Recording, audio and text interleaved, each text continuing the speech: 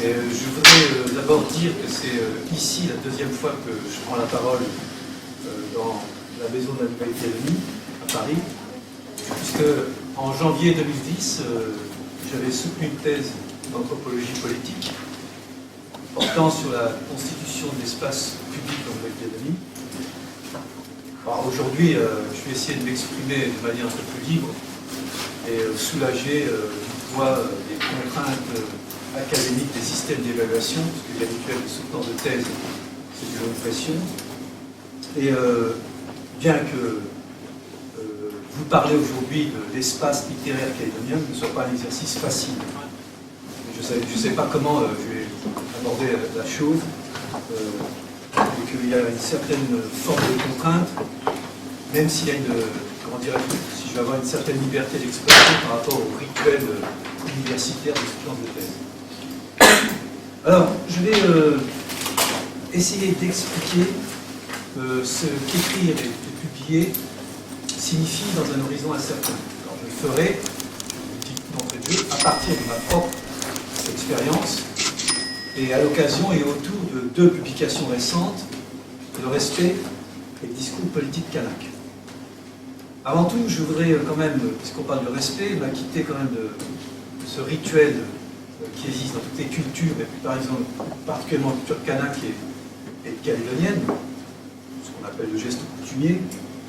Je tiens vivement à féliciter et à remercier de vive voix la maison de la Nouvelle-Calédonie, alors plus particulièrement son directeur ici présent, Joël Viratel, ainsi que toute son équipe, notamment Virginie Soula et Florence Klein, mais toutes les autres personnes, excusez-moi de citer tout le monde, parce que ce lieu est extrêmement important pour la Nouvelle-Calédonie et pour la représentation et l'image de la Nouvelle-Calédonie à Paris.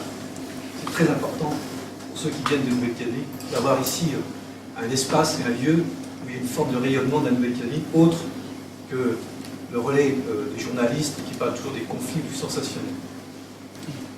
Alors, il est bien entendu que ce que je vais dire, d'une part, je suis le seul responsable des propos que je vais tenir, et que d'autre part, que ces propos n'ont de sens, je le répète, même si je suis un peu lourd, qu'à partir de la publication des deux petits livres que je viens de publier, Le respect et le discours politique kanak. Alors maintenant, je pose une question, à l'essentiel. Qu'est-ce qu'on doit entendre et comprendre derrière le titre un peu pompeux, redondant, écrire et publier dans un horizon incertain? Alors je ne vous ferai pas l'affront aujourd'hui de reprendre des questions classiques un peu rasoirs, mais un peu redondantes. Pourquoi écrivez-vous ou encore l'implication de l'écrivain dans une communauté, inscrit dans une communauté politique. Après coup, moi je vais faire basique, je vais faire simple. Pour moi, d'abord, écrire, c'est fixer par des mots, des idées, pour avoir un support matériel, comme je l'ai fait là, qui est une forme de mémorandum. C'est aussi pragmatique que ça, c'est déjà simple. Mais, je m'excuse, là je vais être un petit peu, pas théorique, mais je voudrais quand même avancer des définitions de mots, de concepts, avant d'être le plus concret possible, sans gloser sur les différences conceptuelles que certains font entre création et production littéraire. On va bien dire qu'un texte, qu'il soit oral ou écrit, un texte, et je dirais que la mise en forme d'un texte est forcément pris dans ce que j'appellerais un processus de mise en forme, un devenir autre, que j'appelle au sens large du terme de publication. Et j'entends publier au sens de produire, de faire émerger un ensemble de signes, que ces signes soient visuels, graphiques, sonores, que ce soit la musique, la sculpture ou des arts visuels, c'est cet ensemble de signes produisant du réel. C'est ça que j'entends par publication. Et sachant, je tiens à le préciser, avant de venir sur des choses un peu plus concrètes et détaillées, sachant que le texte, au sens littéraire vaste du terme, une fois publié, ou en cours de publication, échappe complètement à l'auteur. Et je dirais de manière un peu sévère, il est vain et parfois ridicule pour un auteur de vouloir légiférer sur la lecture du lecteur. C'est ce point très précis de la propriété, de l'appropriation et du droit d'appropriation du texte par le lecteur qui m'intéresse précisément ici. Par conséquent, j'entends par publication, pas faire de contresens, c'est pas simplement une publication matérielle, l'édition d'un livre, j'entends par publication un devenir ou un processus qui profile et se profile dans un horizon incertain. Alors maintenant, c'est comme les définitions du dictionnaire, qu'est-ce qu'on entend par horizon incertain? Et pour préciser ce que j'entends, ou ce qui est entendu par horizon incertain, ben le mieux, c'est de s'appuyer sur quelques textes d'auteurs kanaks, calédoniens et français, connus, reconnus, mais parfois méconnus. En effet, il existe des auteurs et des écrivains, bien plus prestigieux que moi, qui ont décrit avec talent ce point d'incertitude de la Nouvelle-Calédonie. Jean Mariotti, romancier exilé à Paris, un peu comme Camus. On dit qu'il écrit un calédonien, mais toute son œuvre, il l'a faite à Paris, comme Camus.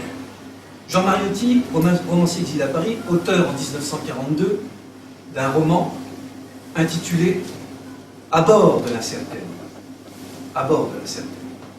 Et l'incertaine, c'est le nom d'une épave échouée sur la mangrove. Et par extension, l'incertaine, le nom de l'épave, par extension, renvoie à la Nouvelle-Calédonie. Plus exactement dit, l'incertaine, le nom de l'épave, évoque l'incertitude qui caractérise la relation imaginaire des personnages. Alors je l'ai lu et relu ce roman, qui est très très bien composé, qui a l'air comme ça extrêmement superficiel d'apparence. Et certains critiques littéraires, dont je tairai les noms, ont comparé le roman À bord de l'incertaine avec Jardin d'enfance, Le grand mône d'Alain Fournier. Parce qu'effectivement, il y a des enfants qui sont plein d'imaginaire autour de À bord de l'incertaine. Mais c'est oublier que derrière la composition extrêmement fine, extrêmement travaillée, Jean Mariotti a fait 50 esquisses pour faire la composition. C'est oublier que derrière la composition, de manière succincte, comme en filigrane, il y a le spectre de 1878. La première grande insurrection kanak, d'ailleurs, qui s'est déroulée dans le lieu où se trouve le décor du roman.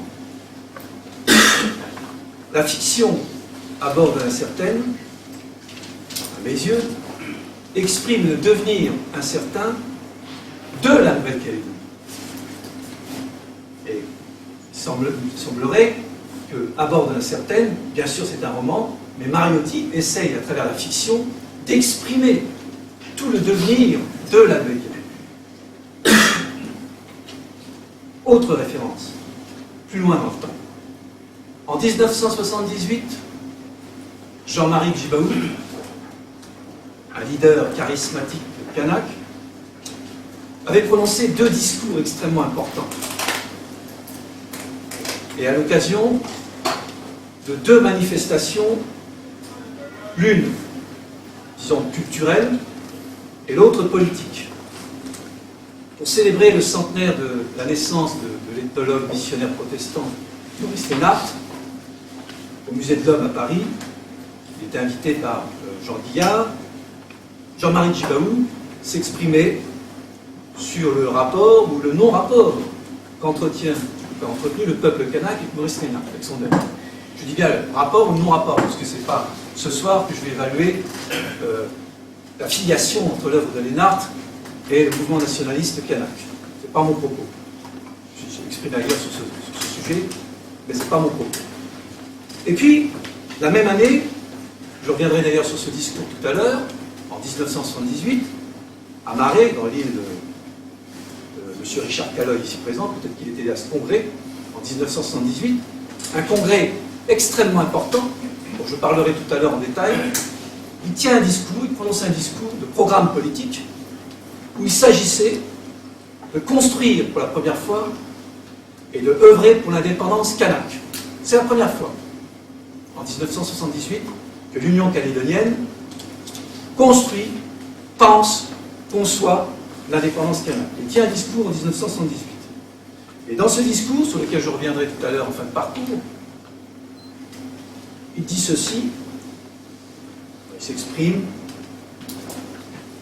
parle donc à la place du peuple indigène qui revendique son indépendance, et d'ailleurs, j'ai oublié de le dire, à l'occasion de ce discours, il est fait référence au centenaire de l'insurrection de 1878. Mais ce n'est pas l'objet essentiel.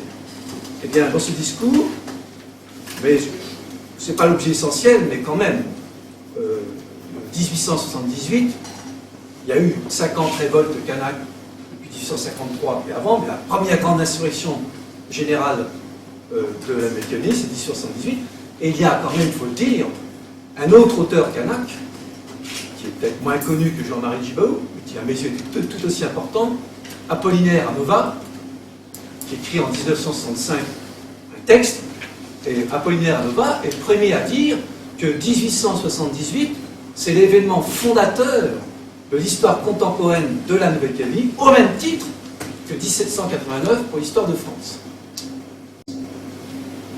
Alors, c'est pas ça qui m'intéresse. Jean-Marie Djibaou relatait dans son discours la Calédonie. Je dis bien la Calédonie, non pas la Nouvelle-Calédonie ou la Kanaki, puisque le nom n'existait pas encore. La Calédonie en passe de devenir le pays kanak, on ne parlait pas encore de Kanaki, et exhorter les militants de l'Union calédonienne à ne pas considérer la Calédonie comme étant, je cite, une épave qu'on doit piller, et considérer la Calédonie d'un point de vue patrimonial, comme si c'était un patrimoine dont il fallait, je prends le terme qu'il emploie, promotionner, se soucier. Je reviendrai tout à l'heure sur ce discours. Déjà, à bord de la certaine, le discours de Djibaou qui parle d'épave. En 1988, autre référence, vous voyez, je fais dans toutes les références, en pleine campagne des élections présidentielles, François Mitterrand, je ne sais pas comment on dit, François Mitterrand, écrit une lettre adressée à tous les Français. Et au sujet de la Nouvelle-Calédonie, il dit ceci, je le cite. La Nouvelle-Calédonie avance dans la nuit, se cogne au mur, se blesse. La crise dont elle souffre rassemble en miniature toutes les composantes du drame colonial. Il est temps d'en sortir. Alors certes, le propos était politique, et il s'agissait de trouver une solution pratique à une urgence politique, qui était la guerre, on frôlait la guerre civile, donc il fallait trouver une solution et se sortir, qui a donné bien sûr les accords de Matignon et Dino, mais il me semble que la Nouvelle-Calédonie, d'après ce que disait ce texte, ce discours, cette lettre, eh bien, se cherchait et devait trouver une stabilité, une certitude, où chacun, il faut entendre chacun ici, non pas les sujets ou les individus, j'en prends le terme technocratique des discours de Pierre Mesmer puis Alain Christin, chacun, c'est-à-dire chaque communauté ethnique, le terme communauté ethnique, c'est celui qu'on trouve dans la lettre de Pierre Mesmer et puis dans les textes de Alain Christin, où chaque communauté ethnique, pour reprendre leur vocabulaire, devait trouver sa place dans une paix civile. Alors, autre référence, excusez-moi de vous donner des références comme ça, très diversifiées, c'est que bien détailler et concrétiser ce que j'entends par horizon incertain, autoréférence, pour finir, en 2005, Théo Gorodé publia un roman dont le titre est suffisamment évocateur, qui s'appelle L'Épave.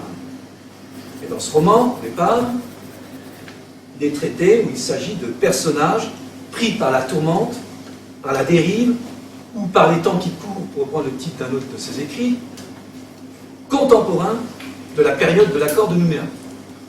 C'est-à-dire des personnages qui sont pris par une dérive, qui sont un petit peu désaxés, en dérive.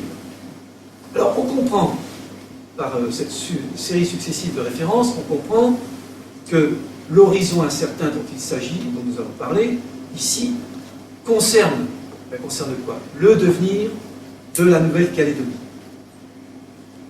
En d'autres termes, le point d'incertitude, que j'appelle horizon incertain, est le propre, la propriété ou le nom propre du pays. L'horizon incertain caractérise ce devenir, cette propriété du devenir de la Nouvelle-Calédonie. Et au passage, certains le savent ici, dans la salle, je n'ai rien à leur apprendre, au passage, nom propre de la Nouvelle-Calédonie, qui pourrait changer non, à condition d'être choisi en commun par les acteurs concernés. Il est possible pour les acteurs concernés, de l'article 5 de la loi organique, de changer le nom de pays, en commun. Alors, par horizon incertain, je tiens à marteler ça pour la suite, par horizon incertain, j'entends, ou on va entendre, l'ouverture des possibles, le point d'incertitude, ou encore, pour reprendre le titre d'un fameux écrit de Samuel Beckett, l'innommable.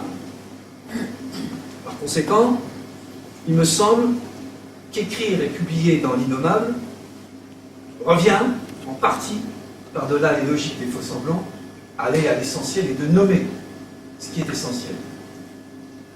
Et pour être plus concret, sur ce point précis, nommer ce qui est essentiel, maintenant je vais vous parler, après tout ce détour, je vais vous parler rapidement de la publication des deux petits essais, Le respect et le discours politique canon. Alors, le respect. Une question basique, de quoi s'agit-il? Et de quoi s'agit-il, certains provocateurs, derrière ce titre un peu désuet et moraliste? Après tout, effectivement, ce titre, Le respect, ça peut faire songer au vieux manuel d'instruction civique qu'on enseignait dans les écoles primaires. Ouais. Ben, il ne s'agit pas du tout de ça, du moins de manière un peu biaisée. De quoi s'agit-il dans ce petit essai sur le respect? Il s'agit d'une question fondamentale que nous vivons et que nous expérimentons encore maintenant en Nouvelle-Calédonie. Laquelle? Il s'agit de la question de la construction en cours de la communauté politique ou nationale. J'entends par communauté, non par une communauté au singulier. Il faut se méfier dans la République de France parce que souvent, ce matin encore, je disais à une amie linguiste en entendant la radio, je ne sais plus si c'était hier soir, les discours sans arrêt qui reviennent ici, de communautarisme, etc. Ça n'a pas de sens en Nouvelle-Calédonie. Il y a des communautés, c'est comme ça. Je parlerai tout à l'heure. Donc, il s'agit, derrière la question du respect, une question beaucoup plus fondamentale, de la construction politique en cours d'une communauté nationale au singulier. Alors, je vais être plus précis, plus exactement, quitte à être un peu abstrait, mais il me semble qu'il faut être le plus précis possible. Il s'agit des conditions, parce que ce n'est pas joué encore, des conditions de possibilité de la communauté politique appelée au niveau local destin commun.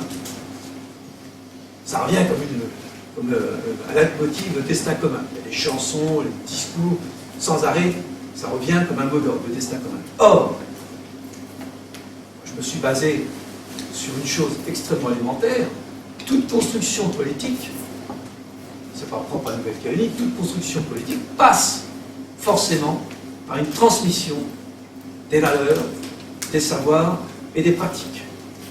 Le mot d'ordre de destin commun, qui sous-tend la période politique dans laquelle nous sommes inscrits en Nouvelle-Calédonie, jusqu'en 2024 peut-être, enfin bon, je ne vais pas rentrer dans les détails techniques, il y reviendra si vous voulez tout à l'heure, sous-tend la période politique d'accord humain, dont la Nouvelle-Calédonie n'est pas encore sortie.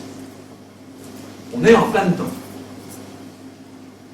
Et il se traduit plus ou moins bien dans les programmes scolaires de l'école primaire par un autre mot d'ordre, de vivre et construire ensemble. C'est-à-dire qu'il y a le destin commun, et ça se traduit dans un lieu qui est censé être des transmissions de savoir, par le mot d'ordre des programmes scolaires de la Nouvelle-Calédonie, vivre et construire ensemble. Tout à l'heure, en discutant avec un responsable de la Nouvelle-Calédonie, celui-ci faisait remarquer qu'à juste titre, le mot-clé, c'est pas vivre ensemble, c'est construire. Construire ensemble. Alors, la souveraineté partagée dont il s'agit dans l'accord de Nouméa, parce que le mot-clé, le vecteur force de l'accord de Nouméa, c'est la souveraineté partagée. Est-ce que la France, la République de France, va transférer sa souveraineté à la Nouvelle-Calédonie? Si elle la transfère, ça veut dire que la Nouvelle-Calédonie se transforme en une souveraineté, en un pays indépendant. C'est l'objet du référendum, s'il se tient. Donc la souveraineté partagée dont parle l'accord de Nouméa se fonde sur une délibération de principe ou d'intention, qui est la suivante.